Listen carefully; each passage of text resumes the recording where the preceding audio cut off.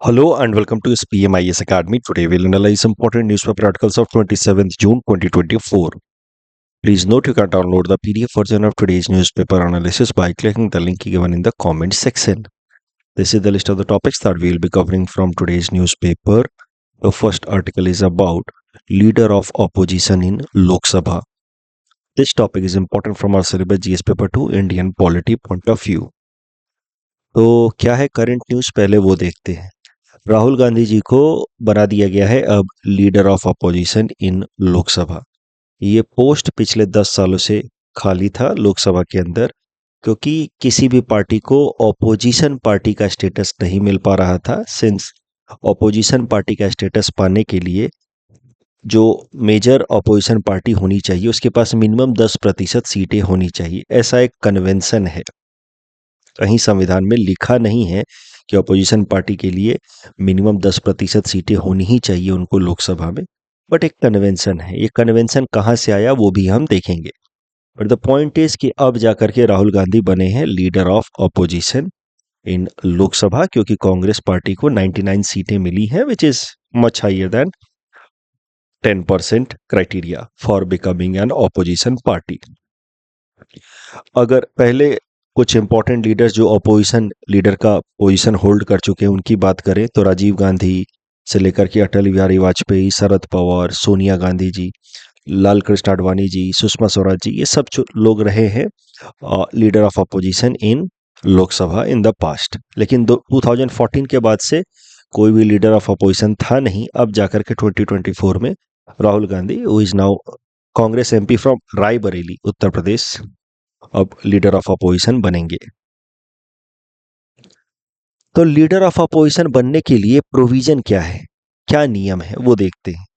ये जो ऑफिस है लीडर ऑफ अपोजिशन का, it is a statutory office. Statutory office मतलब इसको बनाया गया है with help of A statute या लॉ। इसका जिक्र कहीं संविधान में है नहीं। तो इसके लिए जो स्टैट्यूट या लॉ है उसका नाम है the salary and allowances of the leaders of opposition in the parliament act 1977। तो ये कानून लाया गया, उसके अंतर्गत concept of leader of opposition लाया गया in Lok Sabha as well as in Rajya Sabha. तो इस कानून के हिसाब से क्या है criteria for recognizing leader of opposition, वो जरा देखते हैं। ये कानून कहता है कि the leader of the party in the opposition to the government which has greatest number becomes leader of opposition. तो यहाँ पे ध्यान देने वाली बात यह है कि कहीं भी 10% क्राइटेरिया मेंशन नहीं है इस कानून में जिसके अंतर्गत लीडर ऑफ अपोजिशन चुना जाता है। बस इतना लिखा है कि सरकार के विरोध में जो पार्टी होगी, अपोजिशन में जो पार्टी होगी, वो पार्टी जिसके पास सबसे ज्यादा सीटें होंगी इन अपोजिशन। तो पार्लियामेंट के अंदर तो मेनली दो तरह की पार्टियां हैं, एक जो सरकार के अंदर है, सरकार का हिस्सा है, या दूसरा जो सरकार के विरुद्ध है, अपोजिशन में है। तो ये कानून कहता है कि जो अपोजिशन में पार्टी जिसके पास सबसे ज्यादा सीटें हैं इन अपोजिशन, सरकार के विरुद्ध हैं, उसमें भी तो कई सारी पार्टियां होंगी, उनमें से वो पार्टी जिसके पास सबसे ज्यादा सीटें हैं वो होगी, उस पार्टी के लीडर होंगे leader of opposition as per this law. और लीडर ऑफ अपोजिशन का रिकॉग्निशन देंगे स्पीकर ऑफ लोकसभा। तो speaker needs to recognize him और her as leader of opposition. अब इसमें सबसे ज्यादा जो महत्वपूर्ण बात यह है वो ये है कि ये कानून में कहीं भी ये जो रूल 10% की हम बात करते हैं कि अपोजिशन पार्टी के पास मिनिमम 10% सीटें होनी चाहिए तभी जाकर के उनके लीडर को लीडर ऑफ अपोजिशन कहा जाएगा, ऐसा कहीं भी मेंशन नहीं किया गया है in this law. The rule that party should have at least 10% of the members of the house for the speaker to recognise someone as leader of opposition is not part of this act. तो सवाल ये उठता है कि ये 10% वाला rule आया कहां से, क्या है ये। तो देखिए, हमारे जो लोकसभा के पहले स्पीकर थे जीवी मावलंकर साहब, उन्होंने एक बार बस बात कही थी कि the main opposition party strength must be equal to 10% of the total strength. यानी कि 543 सीटें हैं तो मेन अपोजिशन पार्टी के पास कम से कम 10% सीटें तो होनी चाहिए, 55 सीटें तो होनी चाहिए। ये 10% वाला नॉर्म बस जीवी मावलंकर साहब ने कहा है, इसका जिक्र कहीं भी ना संविधान में है ना इस कानून में है। तो कहीं ना कहीं ये जो पिछले 10 सालों से लीडर ऑफ अपोजिशन का पोजीशन खाली रखा गया, वो सही नहीं था। साफ साफ आप देख सकते हैं, इस आर्टिकल में भी आप खुद भी पढ़ना, लिखा हुआ है कि एक former in in 2017 former Lok Sabha secretary general PDT Acharya said कि law is clear that the speaker is required to recognize the leader of the numerically largest party in opposition as leader of opposition। इसमें कहीं भी 10% वाला criteria है ही नहीं। The party must have 10% of the MP in the house, ये ऐसा कहीं भी क्राइटेरिया है नहीं। ही सेज कि this mysterious rule is often quoted by some self styled experts, but this is not required as per this provision of the law. तो मैं फिर से समराइज कर देता हूं, राहुल गांधी जी को अब बनाया गया है leader of opposition in Lok Sabha. 10 सालों से ये सीट खाली थी, ये पोजीशन खाली थी, किसी को भी लीडर ऑफ अपोजिशन लोकसभा की तरह रिकॉग्नाइज नहीं किया गया था। लीडर ऑफ अपोजिशन बनने के लिए क्या प्रोविजंस हैं, वो एक कानून में मेंशन है, जो कानून है 1977 का। और इसका मतलब ये है कि लीडर ऑफ अपोजिशन का जो पद है, जो पोजीशन है, ये कोई कॉन्स्टिट्यूशनल पोजीशन नहीं है, it is a statutory provision. लेकिन जिस कानून की मदद से लीडर ऑफ अपोजिशन पोस्ट को डिफाइन किया गया है, उसमें कहीं भी 10% वाला रूल तो है ही नहीं। ये जो 10% वाला नॉर्म है, वो है with respect to a political party, जिसको opposition party, major opposition party कहा जाना चाहिए। ऐसा बस हमारे पहले लोकसभा के स्पीकर जीवी मावलंकर साहब ने कहा था। But to identify the leader of opposition in Lok Sabha, उस पार्टी को 10% सीटें होनी ही चाहिए, ऐसा नॉर्म कहीं भी इस कानून में नहीं है। तो कहीं ना कहीं पिछले 10 सालों से जो लीडर ऑफ अपोजिशन का पोजीशन खाली रखा गया, इट वाज नॉट जस्टिफाइबल और not in line with the statute. जो कानून है उस हिसाब से नहीं किया गया ये काम। चलिए, अब लीडर ऑफ अपोजिशन की अगर बात करें तो उनके प्रिविलेजेस क्या क्या है। सबसे पहला प्रिविलेज तो यह है कि लोकसभा में जो स्पीकर होते हैं उनके राइट साइड में बैठते हैं सरकार के लोग, जो लोग सरकार में हैं। तो सबसे आगे आप देखिए, मोदी जी बैठे हैं, प्रधानमंत्री जी, राजनाथ सिंह जी, अमित शाह जी, नितिन गडकरी साहब, ये लोग तो who are in government, they sit on the right side of the speaker. जो लेफ्ट साइड में बैठते हैं वो फिर अपोजिशन पार्टी के लीडर्स बैठते हैं।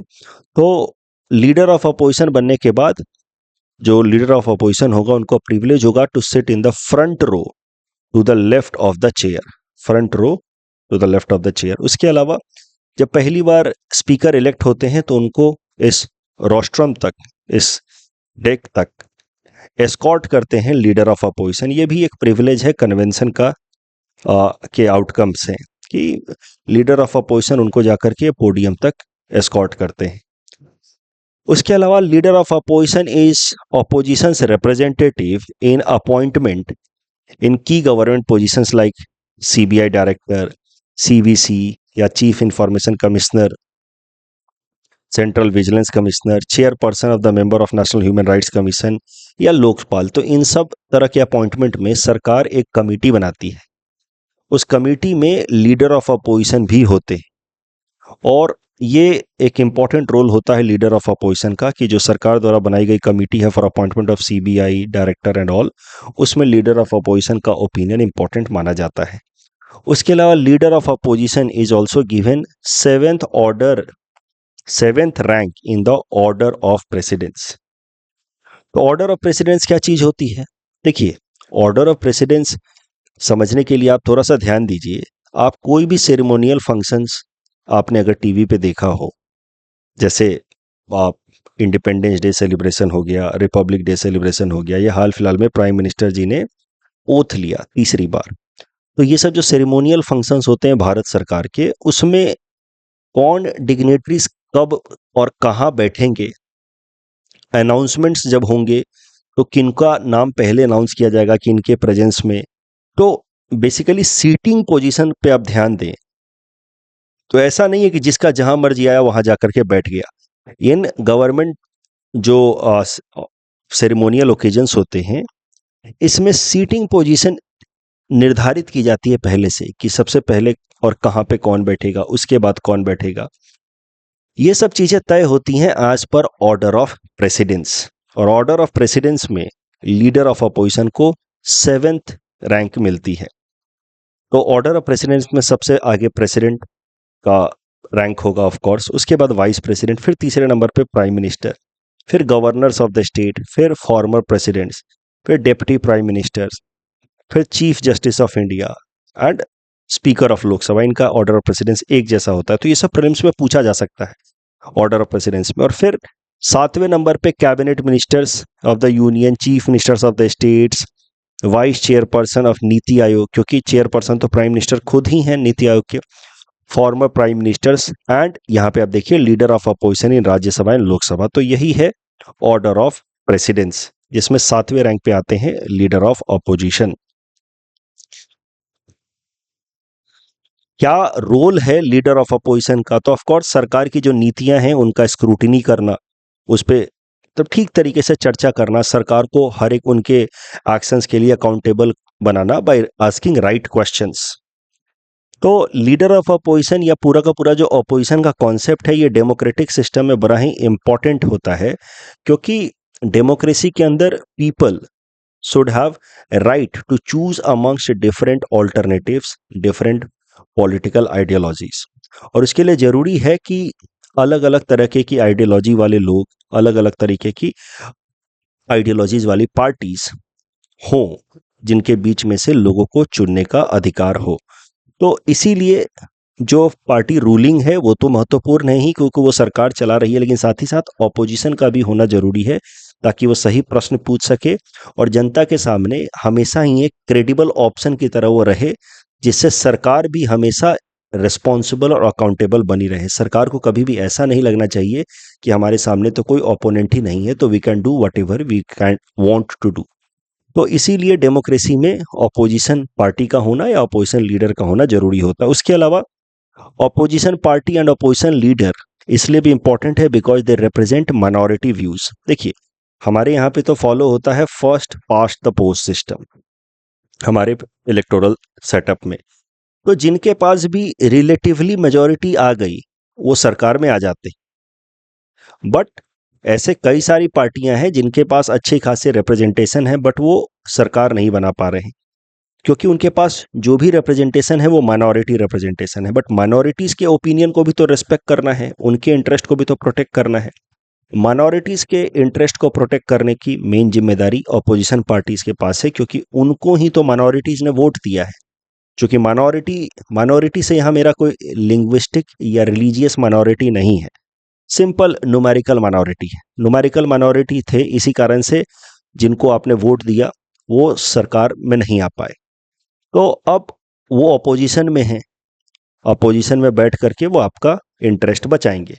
आपकी संख्या कम थी, इसलिए आपने जिनको भी चुन करके भेजा वो सरकार नहीं बना पाए, वो माइनॉरिटी में रह गए in on the floor of Lok Sabha.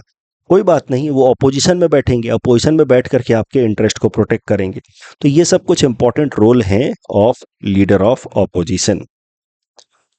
इस टॉपिक के बेसिस पे प्रीलिम्स प्रैक्टिस क्वेश्चन हमने आपको दिया है। Please attempt this question and submit the answer in the comment section. The next article is about Chandrayaan 4। This topic is important from our syllabus GS paper 3 science and technology point of view. तो भारत के जितने भी moon mission हुए हैं अभी तक, उनको जल्दी से एक बार रिवाइज करते हैं।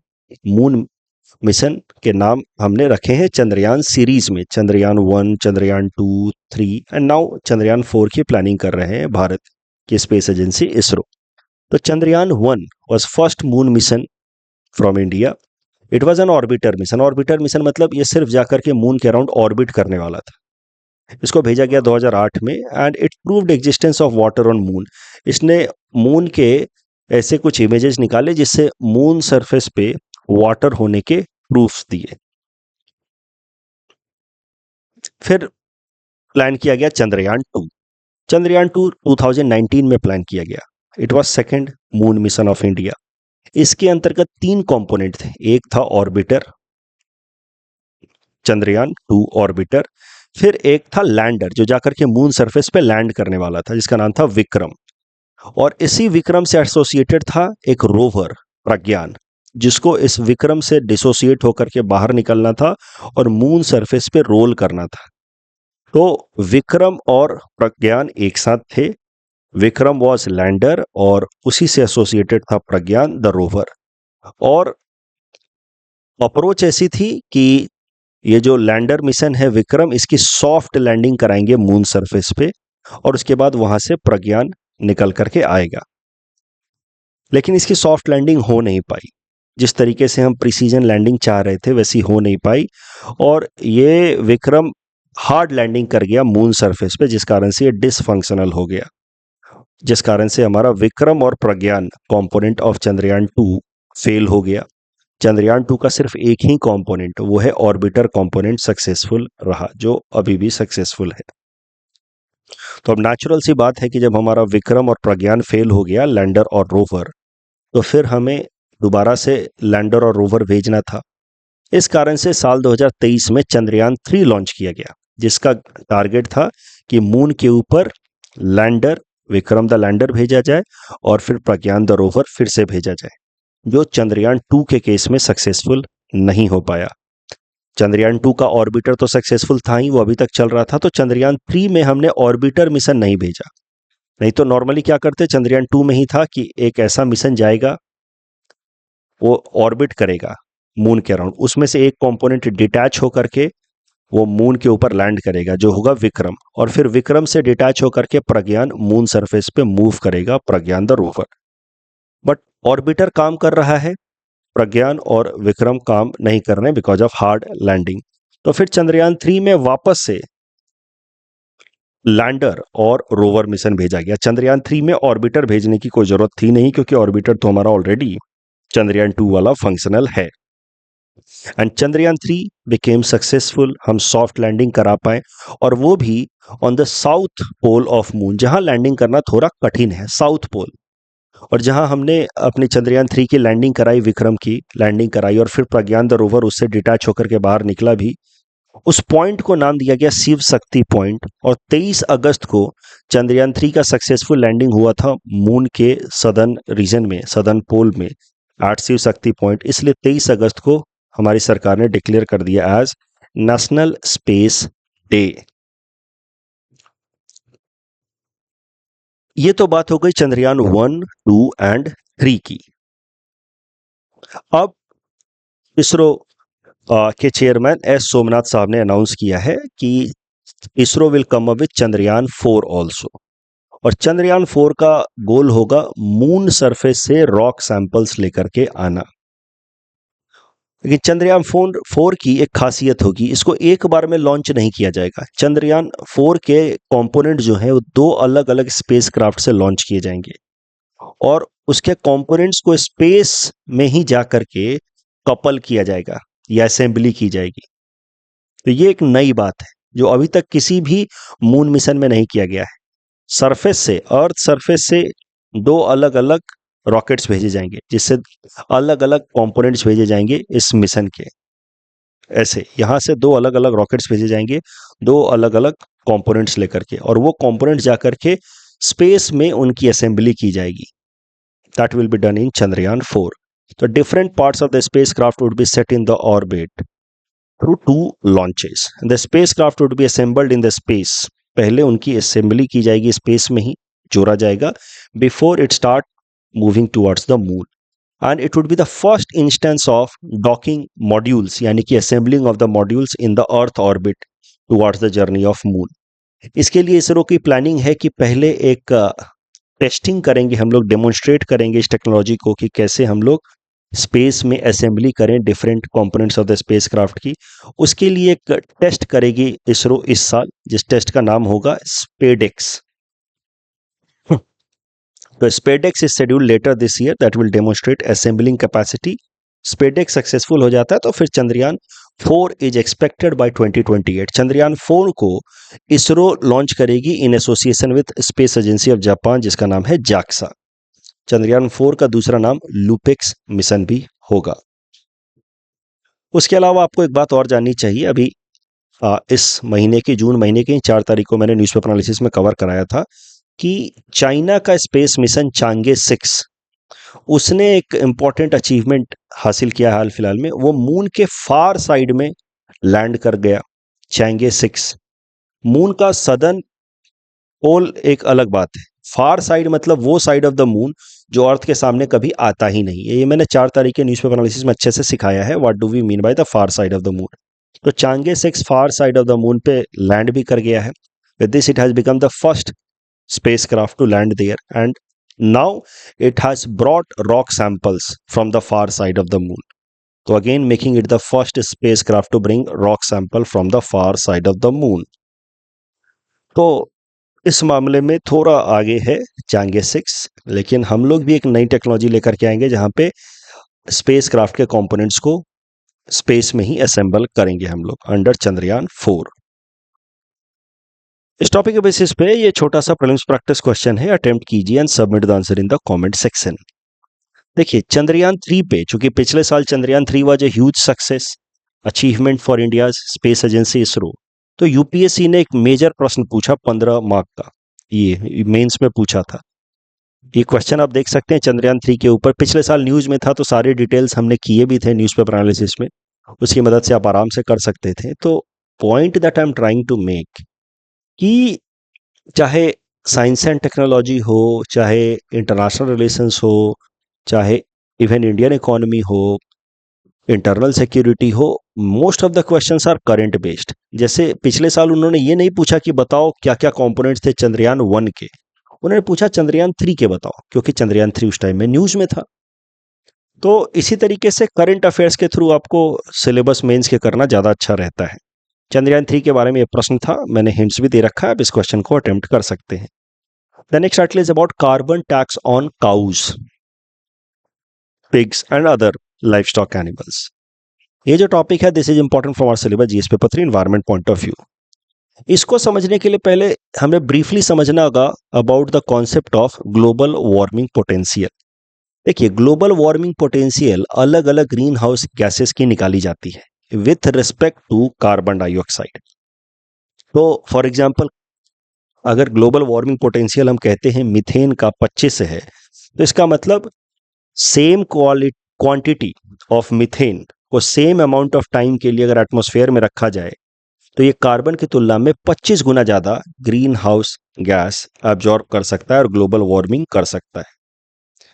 तो ग्लोबल वार्मिंग पोटेंशियल जैसा कि मैंने आपको कहा अलग अलग ग्रीन हाउस गैसेस के लिए निकाला जाता है, that too with respect to carbon dioxide. And if global warming potential of methane is 25, मतलब same concentration of methane for same amount of time if kept in the atmosphere with respect to carbon dioxide, तो methane 25 गुना ज्यादा warming कर सकता है। Nitrous oxide 300 गुना ज्यादा, fluorinated gases 1000 से लेकर के 10,000 गुना ज्यादा कार्बन डाइऑक्साइड की तुलना में गर्मी कर सकते हैं अगर उनका इस कंसेंट्रेशन को, कार्बन डाइऑक्साइड का जितना कंसेंट्रेशन है उतना ही कंसेंट्रेशन की इन गैसेस को, जितने देर के लिए कार्बन डाइऑक्साइड को हम एटमॉस्फेयर में रख रहे हैं उतने देर के लिए इन गैसेस को अगर एटमॉस्फेयर में रखें तो ये ज़्यादा गर्मी कर सकते हैं। फिर सवाल ये उठता है कि सर फिर हम लोग CO2 को लेकर के इतनी चर्चा क्यों करते हैं? ये बेचारा तो सिर्फ बहुत थोड़ा सा ग्लोबल वार्मिंग पोटेंशियल है इसका, इसके रेस्पेक्ट में बाकी लोग 25 गुना 300 गुना ज़्यादा वार्मिंग कर सकते हैं। तो CO2 के साथ प्रॉब्लम क्या है कि CO2 का कंसेंट्रेशन बहुत हाई है एटमॉस्फेयर में। दूसरा, एक तो CO2 का अमाउंट बहुत ज्यादा, मैंने क्या कहा कि अगर सेम अमाउंट रखा जाए सेम टाइम के लिए देन ये 25 गुना ज्यादा है, ये 300 गुना ज्यादा है, लेकिन CO2 का कंसेंट्रेशन तो काफी ज्यादा है ऑलरेडी और काफी ज्यादा सोर्सेज हैं CO2 के रिलीज होने के। इस कारण से CO2 is a major headache as far as global warming is concern, क्योंकि CO2 ज्यादा रिलीज होता है, it has multiple sources of release plus overall its concentration is quite high as compared to other greenhouse gases। और उससे भी ज्यादा महत्वपूर्ण बात कि CO2 stays in the atmosphere for a longer period of time, its residence time is quite high। जैसे अगर आपने मीथेन गैस को रिलीज किया तो एटमॉस्फेयर में लगभग 10 से 12 साल रहेगा, वापस से रिसेटल हो जाएगा, एब्जॉर्ब हो जाएगा by the ground in different formats. लेकिन CO2 को अगर आपने एक बार रिलीज किया एटमॉस्फेयर में, तो ये एटमॉस्फेयर में कम से कम 100 साल तक रहता है। It's residence time is quite high. इसी कारण से despite having low global warming potential, इसकी कंसंट्रेशन ज़्यादा है, ज़्यादा सोर्सेज से रिलीज हो रहा है, इसलिए इसकी कंसंट्रेशन लगातार बढ़ रही है। प्लस इसका रेजिडेंस टाइम, यानी कि जितने लंबे समय के लिए एटमॉस्फेयर में रहता है वो काफ़ी ज़्यादा है। इसी कारण से CO2 is a major headache as far as greenhouse gases are concerned as compared to other greenhouse gases whose global warming potential is much higher as compared to CO2। तो एटमॉस्फेरिक कंसंट्रेशन हमने बात की है, बाकी सबकी काफ़ी कम है as compare to CO2। Plus atmospheric lifetime, CO2 100 से लेकर के 1000 साल तक भी रह सकता है। सब मतलब 20 से 25% तो CO2 1000 साल तक भी रहेगा। अगर आपने 100 लीटर CO2 रिलीज किया एटमॉस्फेयर में, तो उसमें से 20 लीटर तो 1000 साल तक एटमॉस्फेयर में रह सकता है। 80 लीटर तक लगभग 100 साल तक रहते हैं एटमॉस्फेयर में। तो that makes CO2 more potent. अभी फ्लोरिनेटेड गैसेस का एटमॉस्फेरिक लाइफ टाइम ज़्यादा है, तो इसकी कंसंट्रेशन काफ़ी कम है। नाइट्रस ऑक्साइड की लाइफ टाइम ठीक ठाक सी है, तो कंसंट्रेशन कम है। मीथेन का थोड़ा कंसंट्रेशन ज़्यादा है, तो लाइफ टाइम कम है। ठीक है, तो ग्लोबल वार्मिंग पोटेंशियल निकाला जाता है when we consider same amount of time for same concentration, but concentration of other gases are less and they stay for lesser period of time in the atmosphere. अब आते हैं methane की बात करते हैं। तो कार्बन डाइऑक्साइड के बाद जो दूसरा सबसे ज़्यादा ग्लोबल वार्मिंग ओवरऑल करने वाला गैस है वो है मीथेन, क्योंकि इसकी ग्लोबल वार्मिंग पोटेंशियल भी ठीक ठाक सी है, इसका कंसंट्रेशन भी ठीक ठाक सा है as compare to other gases. Methane की बात की जाए तो methane is naturally what, CH4, यानी कि नेचुरल गैस। मीथेन एटमॉस्फेयर के अंदर नेचुरल और ह्यूमन फैक्टर से कारण रिलीज होते हैं। Both factors are responsible. There are some natural factors as well as human या फिर एंथ्रोपोजेनिक फैक्टर्स जिसको आप कहते हैं। अगर ह्यूमन फैक्टर्स की बात करी जाए, एंथ्रोपोजेनिक सोर्सेस की बात की जाए, एंथ्रोपोज मतलब होता है ह्यूमन, तो एंथ्रोपोजेनिक फैक्टर या ह्यूमन फैक्टर्स आर सेम। तो एंथ्रोपोजेनिक सोर्सेज की अगर बात की जाए तो 60% of the methane that gets release in the atmosphere is because of anthropogenic sources, while 40% are because of natural sources. अगर ह्यूमन सोर्सेज की बात की जाए, एंथ्रोपोजेनिक सोर्सेज की बात की जाए, तो उसमें जो सबसे मेजर एक्टिविटी जिसके कारण मीथेन एटमॉस्फेयर में रिलीज होता है वो है एग्रीकल्चरल एक्टिविटीज। बाकी सब तो बेसिक हैं, coal mining, waste water treatment, but agriculture is the major source of release of methane. Agriculture से कैसे कैसे मीथेन रिलीज होता है, तो enteric fermentation which is associated with cattles, जिसके बारे में हम अगले पेज पे चर्चा करेंगे। Enteric fermentation associated with cattles. उसके अलावा जो दूसरा मेन कारण है वो है राइस कल्टीवेशन। राइस कल्टीवेशन के लिए कुछ ही दिनों पहले मैंने आपको न्यूज़पेपर एनालिसिस से बताया था कि वाटर लॉगिंग कराई जाती है एग्रीकल्चरल लैंड में। तो जब पानी भरा रहता है तो सॉइल के अंदर कुछ बैक्टीरियाज होते हैं जो एनएरोबिक, मतलब इन एब्सेंस ऑफ ऑक्सीजन, वो ऑर्गेनिक कंपोनेंट्स को ब्रेक डाउन करते हैं और उस प्रोसेस में रिलीज होता है मीथेन। एनएरोबिक कंडीशंस में सम बैक्टीरियाज अंडरग्राउंड वाटर कंडीशंस में जब ऑर्गेनिक कंपोनेंट्स को ब्रेक डाउन करते हैं, दे रिलीज मीथेन। तो इस कारण से पैडी फील्ड से, राइस कल्टीवेशन से बहुत ज़्यादा मीथेन रिलीज होता है। और उसके अलावा इंटेरिक फर्मेंटेशन मतलब लाइव स्टॉक्स, कैटल्स के डाइजेशन प्रोसेस से भी काफ़ी ज़्यादा मीथेन रिलीज होता है। तो होता क्या है कि कैटल जब भी ऐसे ग्रासेस वगैरह खाते हैं, तो ये ग्रासेस के अंदर काफ़ी सारा फाइबर एंड स्टार्च कंटेंट होता है। इनको डाइजेस्ट करने के लिए, जब इनके स्टमक में पहुंचता है ये सारा कंटेंट, तो इनको डाइजेस्ट करने के लिए इनके स्टमक में अलग अलग तरह के बैक्टीरियाज होते हैं या बाकी कुछ और भी माइक्रो ऑर्गेनिजम्स होते हैं, फंगस एंड प्रोटोजोआ। वो इनको ब्रेक डाउन करते हैं इन कंपाउंड्स को, जो स्टार्च, सेलुलोज, फाइबर इन्होंने खाया है। उस ब्रेकडाउन प्रोसेस के दौरान काफ़ी सारा मीथेन रिलीज होता है। वो मीथेन इन कैटल्स के माउथ से निकलता है in the form of burping, या फिर इनके बैक साइड से निकल सकता है in the form of flatulence. और इस तरीके से एग्रीकल्चर के अंदर enteric fermentation inside the stomach of the cattle is one of the bigger reason behind release of methane, which is a potent greenhouse gas after CO2। तो इसी कारण से अब एक बार जरा देख लेते हैं, थोड़ा सा डेटा दिमाग में बैठाने की कोशिश करते हैं कि जितना भी मीथेन रिलीज होता है एटमॉस्फेयर में, उसका 60% रिलीज होता है because of human related activities. और ह्यूमन रिलेटेड एक्टिविटीज में सबसे इंपॉर्टेंट एक्टिविटी मीथेन रिलीज करवाने के पीछे है एग्रीकल्चर। और एग्रीकल्चर में भी जो सबसे मेन रीजन है मीथेन रिलीज के पीछे, वो है इंटेरिक फर्मेंटेशन। और आपको ये जान करके हैरानी होगी कि about 32% of the human induced cause methane emission comes from live stock. तो थोड़ा सा मैथमेटिक्स कर लेते हैं। 60% जो मीथेन रिलीज होता है वो होता है बिकॉज ऑफ ह्यूमन फैक्टर्स। और जितना भी ह्यूमन फैक्टर्स के कारण मीथेन रिलीज होता है, उसमें से लगभग 32% या 33% comes because of life stocks. तो इसका मतलब मोटा मोटा 18 से लेकर के 20% तक जो मीथेन गैस रिलीज होता है पूरे दुनिया भर में, it comes from life stocks because of burping और फ्लैटुलेंस। ठीक है, I hope the idea is clear to you all. पहले हमने बताया कि ग्लोबल वार्मिंग पोटेंशियल क्या चीज होती है, और ग्लोबल वार्मिंग पोटेंशियल में मीथेन कार्बन डाइऑक्साइड की तुलना में 25 गुना ज्यादा पोटेंट गैस है। फिर हमने देखा कि सोर्सेस क्या क्या है मीथेन के। तो 40% natural factors, 60% manmade factors. Manmade factor में भी 33% और 32% लाइफ स्टॉक, क्योंकि लाइफ स्टॉक रेयरिंग तो ह्यूमन ही कर रहा है ना। आप कहेंगे सर ये तो नेचुरल है, काऊ इज नेचुरल, बट उनकी ब्रीडिंग कराना, उनका आर्टिफिशियल तरीके से रिप्रोडक्शन, फास्ट पेस में रिप्रोडक्शन करा के काऊ की ब्रीडिंग कराना for the purpose of milk and other products, वो तो फिर ह्यूमन अपने इकोनॉमिक एक्टिविटीज के लिए कर रहा है ना।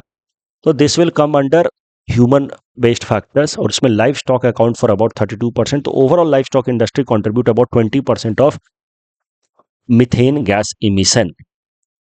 तो livestock is an important source of methane gas release in atmosphere, और इसी को रोकने के लिए डेनमार्क दुनिया का पहला ऐसा देश बन गया है जो अब अपने फार्मर्स के ऊपर टैक्स लगाएगा लाइफ स्टॉक के ऊपर, कि भैया अगर तुम्हारे पास इतनी गायें हैं, इतने सारे काउज हैं, पिग्स हैं, तो तुमको टैक्स भरना होगा, एक्स्ट्रा टैक्स भरना होगा, क्योंकि तुम्हारी गाय जो है वो, या काउज पिग्स, ये जो है ग्रीन हाउस गैस इमिशन करती हैं। तो इस तरीके से Denmark, which is major pork and dairy exporter, will now tax its farmers on livestock from 2030 with a hope to curb down greenhouse gas emission, especially methane emission. And with this, Denmark will become the first country in the world to do so. Denmark ऐसा इसलिए कर रहा है क्योंकि Denmark ने अपने लिए target रखा है कि साल 2030 तक वो 1990 के तुलना में 70% तक कम ग्रीन हाउस गैस इमिशन करेगा। तो जो भी वो 1990 में इमिशन करता था उसके तुलना में 70% कम ग्रीन हाउस गैस इमिशन करेगा बाय द ईयर 2030। ये सब टारगेट रखा उसने। तो अभी से अगर ये उसने कैटल टैक्स का अनाउंसमेंट कर दिया, तो उनके फार्मर जो हैं थोड़ा सा कैटल कम इस्तेमाल करेंगे या कम ब्रीड करेंगे, या अगर बेहतर क्वालिटी के कैटल्स ब्रीड करेंगे जिनका फ्लैटुलेंस या बर्पिंग कम हो, तो फिर जिससे green house gas emissions, specially methane emission को कट डाउन किया जा सकता है। इस टॉपिक के बेसिस पे प्रीलिम्स प्रैक्टिस क्वेश्चन हमने आपको दे रखा है। Please attempt this question and submit the answer in the comment section. The next article is about Maitri mission. This topic is important from prelims exam point of view. Mains में आप passing reference में इसके बारे में लिख सकते हैं।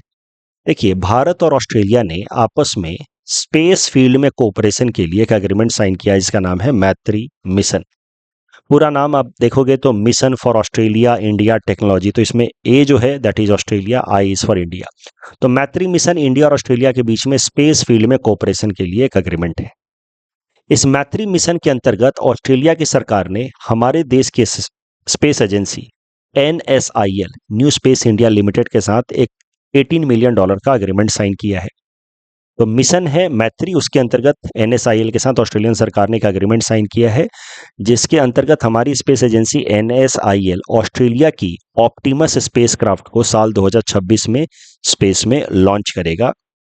And NSIL will be using ISRO's small satellite launch vehicle for launching Optimus spacecraft of Australia in the space in 2026। NSIL है क्या? देखिए, NSIL इसरो का ही एक विंग है। इसरो एक वैसे तो एक वेल एस्टैब्लिश्ड कंपनी है, it's a company under companies act owned by government of India, but it is wing of ISRO only, जो हमारे देश की स्पेस एजेंसी है। आप कह सकते हो उसके कॉमर्शियल विंग है। तो एनएसआईएल का काम है कि हमारे देश के अंदर प्राइवेट कंपनियों को स्पेस सेक्टर में थोड़ा सा हैंड होल्डिंग सपोर्ट देना, ताकि वो इसरो के लिए ऑक्सिलरी सपोर्ट का रोल प्ले कर पाए। दूसरा, इसरो के लिए कॉमर्शियल कॉन्ट्रैक्ट्स ले आना। दुनिया के किसी दूसरे देश को रॉकेट के थ्रू मान लीजिए कोई स्पेसक्राफ्ट भेजवाना है, तो ये कॉन्ट्रैक्ट एनएसआईएल ले आती है इसरो के लिए। तो जैसे इस केस में आप देख रहे हैं, ऑप्टिमस स्पेसक्राफ्ट का कॉन्ट्रैक्ट एनएसआईएल लेकर के आई ऑस्ट्रेलिया से और लॉन्च करेगी इसरो के लिए, ताकि कॉमर्शियल बेनिफिट्स कुछ हो पाए because of the space expertise that ISRO has developed. तो इसरो की विंग है, कॉमर्शियल विंग है एनएसआईएल, जिसको एक कंपनी की तरह बनाया है भारत सरकार ने। इस कंपनी की ओनरशिप भारत सरकार के पास है, but acting as NSIL acting as wing, commercial wing of ISRO. और एनएसआईएल का काम क्या है? प्राइवेट स्पेस एजेंसीज की हैंड होल्डिंग सपोर्ट देना भारत में, और इसरो के लिए कॉमर्शियल प्रोजेक्ट्स विदेशों से लाना। इस टॉपिक के बेसिस पे प्रीलिम्स प्रैक्टिस क्वेश्चन हमने आपको दे रखा है। Please attempt this question and submit the answer in the comment section. Teesta नदी से रिलेटेड, मान लीजिए कि आपको रंगीत नदी के बारे में नहीं पता था, बट फिर भी आपको ये तो पता है ना कि तीस्ता रिवर जो है वो जमुना नदी की ट्रिब्यूटरी है, राइट हैंड ट्रिब्यूटरी। तो तीसरा स्टेटमेंट गलत है, और तीसरा स्टेटमेंट गलत होते ही you are left with just one option, that is B2 only. Notorious golden triangle, Myanmar, Laos, Thailand. That's all from our side for today. Thanks for watching.